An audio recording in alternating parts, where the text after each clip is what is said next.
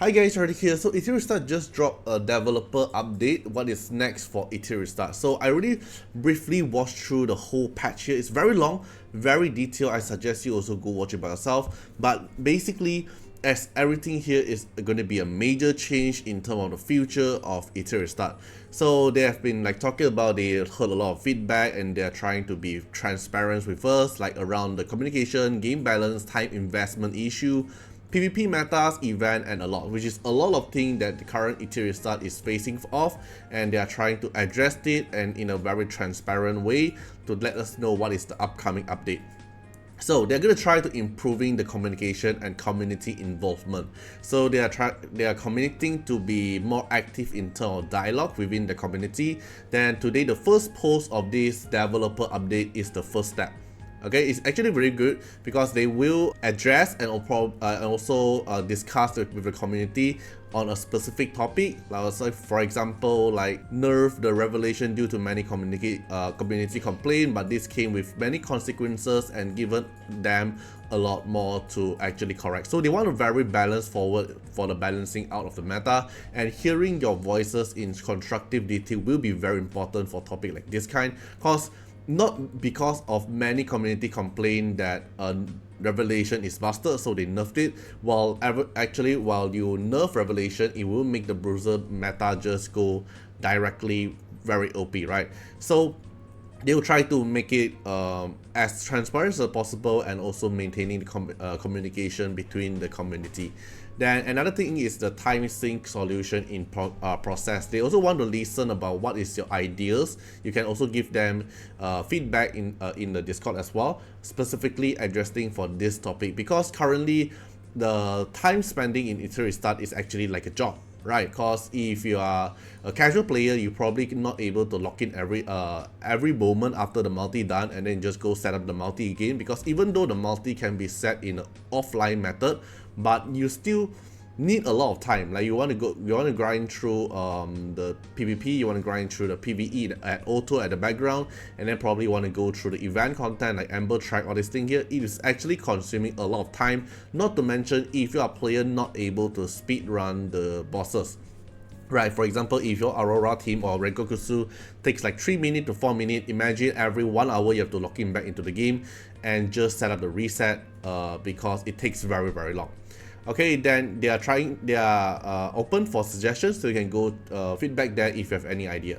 Then for Amber Track, a lot of us actually be very frustrating about it, which is including myself, because after I clear the Amber Track for the first time, and then you want me to go through the second time in the middle floor to walk through with my character, go through the stages and the floors, which is basically the same thing as the previous one, makes me feel unfun. Right, so they also found this issue. So they do believe in giving us a game mode where you're able to see our main character and also Chaku interact and move around is important. That's what they think, which I don't think is that important, to be honest. But they wanted to make it like the main character and Chaku, at least we can see the costume kind. So they understand that some middle ground needs to be found here. So their current solution is implement in the next reset will be the ability to auto clear the previous completed levels in only under normal difficulty. So only normal difficulty Amber Track, we are able to auto clear every single floor, which is the thing that we have to go through manually, right? Then we only need to fight the last floor boss manually. This is actually very good, but for the hard difficulty, will still require manual gameplay, which is you have to explore through the floor and fight the small mobs and all this thing and open the chests. Then you can only go for the next floor. So it's one step forward in my opinion, because they actually solve the normal floor to not be so frustrating, but the hard difficulty will still maintain for now because they want us to able to see our main character and Chaku interact around. Okay, that's their point. Then also the other content like the perma NCT echoes and also union bosses, they're gonna add in ×5 battle. This is actually good, so it will make stuff faster. Probably hope in the future they also add the ×5 battle for other game content as well, not just for these two content. Then they're gonna change some pay to win packs, so a healthier monetization approach. So they are making a more rewarding, player-friendly monetization option that makes kind of feel good to support and enhance the enjoyment of the game while also respecting our time. Because currently in game, the packs, like the weekly pack, is actually freaking expensive. And then, for example, you want to buy one lattice, it takes like 30 USD or 40 USD, but for me, is MYR, Malaysian Ringgit, around 140. It's very expensive for us for one single lattice. So in my opinion, I don't even want to pay to the game because it feels too expensive, right? So their opinion here is for future purchasers, they will focus more on value, choice, and utility.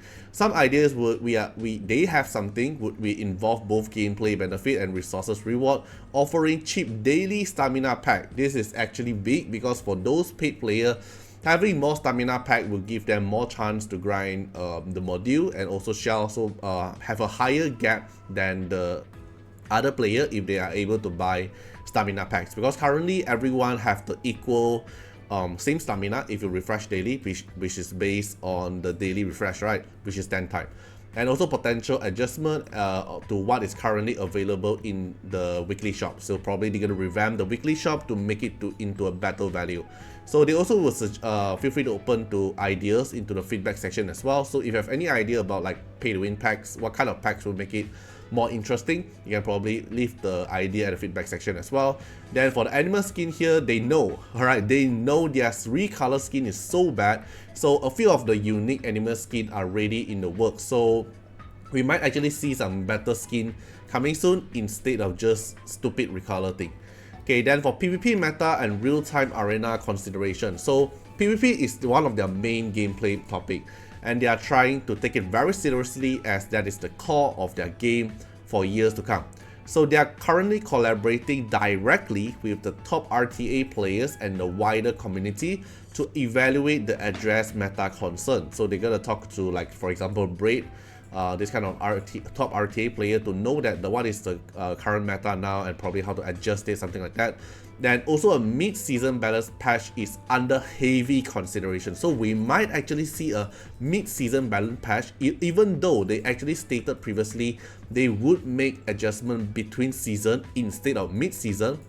But they already shown that just recently, Lilium, they are actually open to adjustment as long as it's feel necessary or something that's not met their design expectation. Like Lilium, probably their design expectation is Lilium Astra is going to do very high damage into PvE bosses and also PvP content, but it didn't met their design expectation, so they buffed her at the mid-season, right? So they are actually receiving a lot of feedback from the community to avoid 2 months or to fix major pain points given the current feel towards the RTA, because currently, like, the revelation nerfs actually makes a lot of things different. Because they also mentioned this part in our last season adjustment, they had nerf revelation due to many complaints about it feeling unfun and demotivating for players, especially in the lower rank RTA, because it's either you outspeed them and you get one shot, or they outspeed you and they one shot you.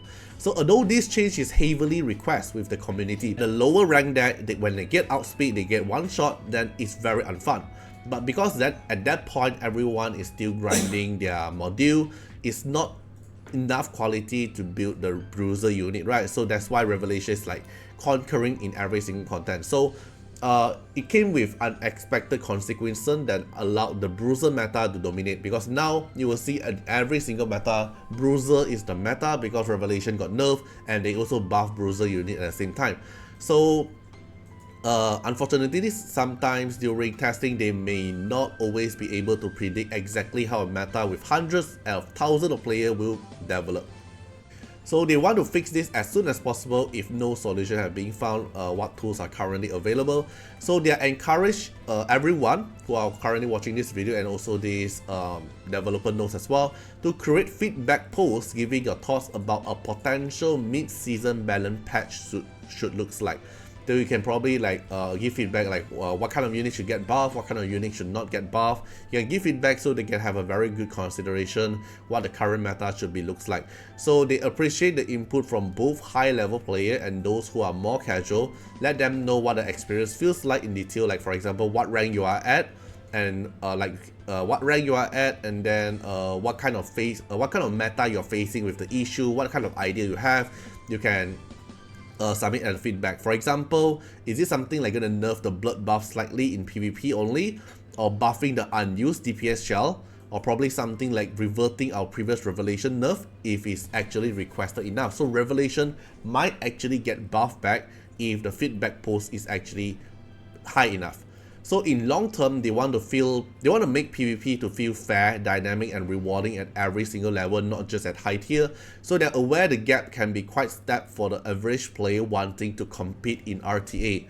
So a lot of upcoming changes and general focus will be directly aimed at helping players to reach a competitive level.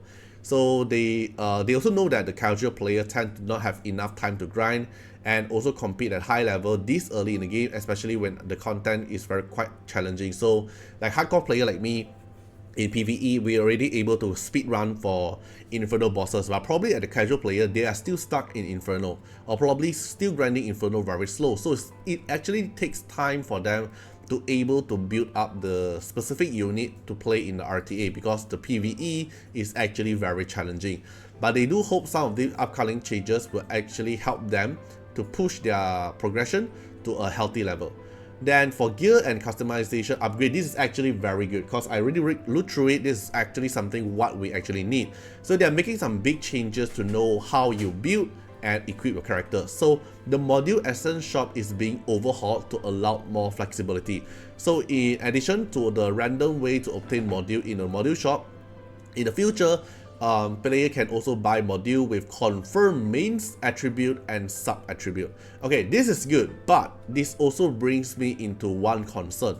So random way to obtain module in the module shop, which means when we use the module currency to craft module, the module quality is random. It can give you a random main stats, random sub stats, and probably the matrix effect is going to be 2 or either going to be 3. But they're going to change it. When you buy the module, you are able to confirm with a main attribute and sub attribute. Basically, you are able to craft your specific perfect module. But this comes back to the problem is most of the players are not able to get module essence unless you pay. Like there are packs to buy the module essence, but there's no other way for us casual player or probably free-to-play player not able to get more module essence. I think this have to be addressed. Like, what are the other methods? Are they going to add other future methods for the module essence from let's say drop from the Inferno bosses? Are they going to have ways for us to slowly gather it and craft one piece? Or else this thing here will definitely become a pay-to-win thing, because if we are not able to get module essence casually, and this module shop here can actually craft the perfect main attribute and sub attribute, then it's probably not going to be something too good from in the long run. Then they're going to make a new gear crafting system is wrapping up development and also included in the upcoming patch, designed to give you a greater control over all your build without relying on RNG alone. This system will be released to player as an event, so it's a crafting event, will be routing a core at least once per month. So probably every month you're able to craft one specifically gear based on the event. So something like this, small preview module forge, and then module forge here you're able to pick what kind of matrix effect you want and what kind of main attribute you want, and then you're able to pick what kind of sub attribute you want probably. Okay, so this function here reminds me a lot in Dislike as well, because Dislike we have crafting event time to time to actually craft like specific module effect, and then specific create that main attribute that you want, and then also the sub attribute. We can keep on re-rolling and see what kind of main sub attribute we get, and then we can lock it. But then when we are crafting it, we are going to use the currency to actually, let's say every refresh, the random attribute here is going to be consuming 1, and then if you lock 1 bar, then you're consuming 2 of the stone, something like that. It's going to be very similar to the Dislike one in my opinion, but this is actually very good. This is event based and it comes in monthly, then this is actually going to be a very good function. Like this one here, you can lock what kind of attribute you want to lock, for example. And okay, yeah, he locked his attack bonus, so the attack bonus here is locked, and then the other 3 bonus here is override and gotten a refresh, and then you're going to use the currency here. I think this is actually a very similar event than the dislike one, because with every event we also can craft two, and we can see here we can actually craft two as well.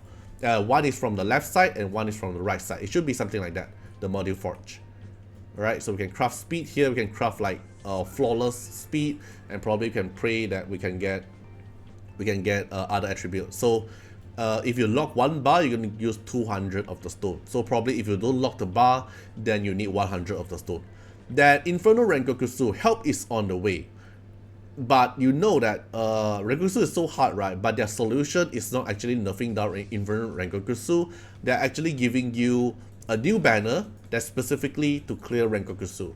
So they know that Rengotsku boss have been a wall for many of the player, so they are addressing it directly. A new banner is coming soon to feature characters specifically designed to help crush Rengotsku and other challenging PvE content.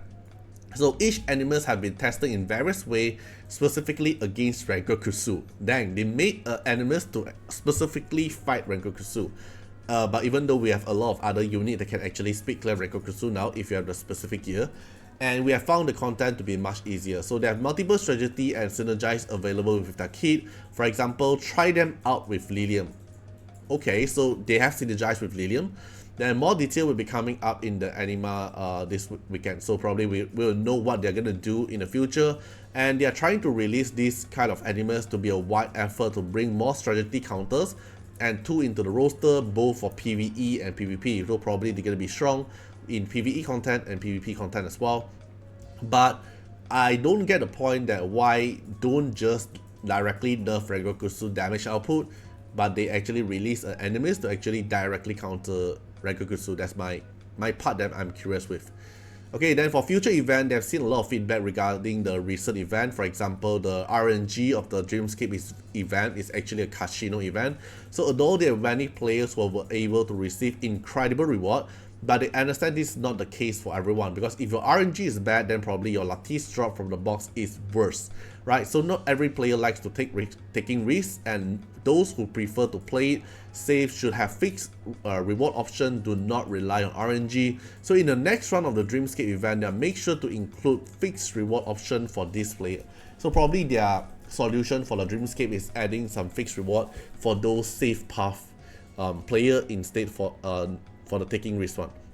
Then we're gonna have a global launch celebration soon.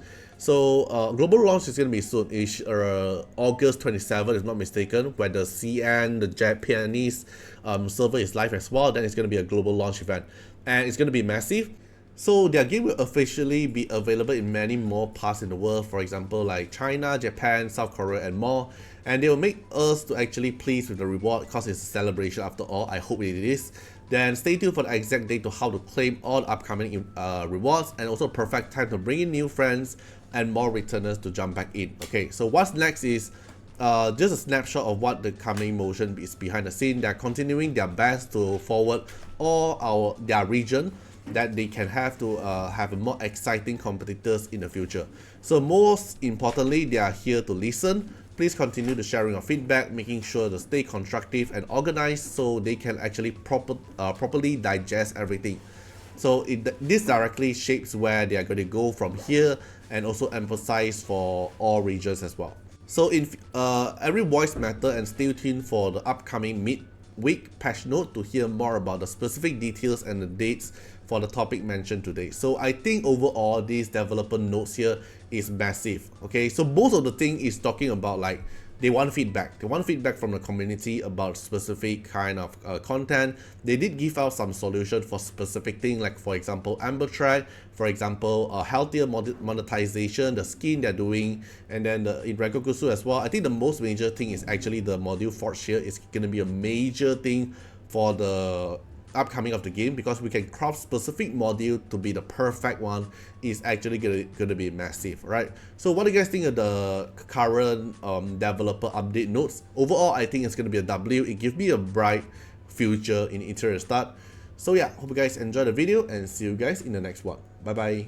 Special thanks for the direct support on the YouTube membership. So for the benefactor of Artiar, which is Trencan, thank you so much for your support. And for the supporter or patron of Artiar, which is Louis Schneider, Agni, Wang Tamer, Ziggy, Kamaruki, Sunwaltz, Rimu, Chawny, Antonio Winterspoon, First Law, D&D, thank you so much for your support. And special thanks to the Super Thanks MVP, HMZ Riggs, thank you so much for your support. Special thanks for the direct support on the live stream super chat for the latest 10. Thank you so much for Code Wardeners, Calamity, Agni, Love Fatima, Fatima Little Underwear, Bloods, Riku Fred, Chawny. Thank you so much for your support.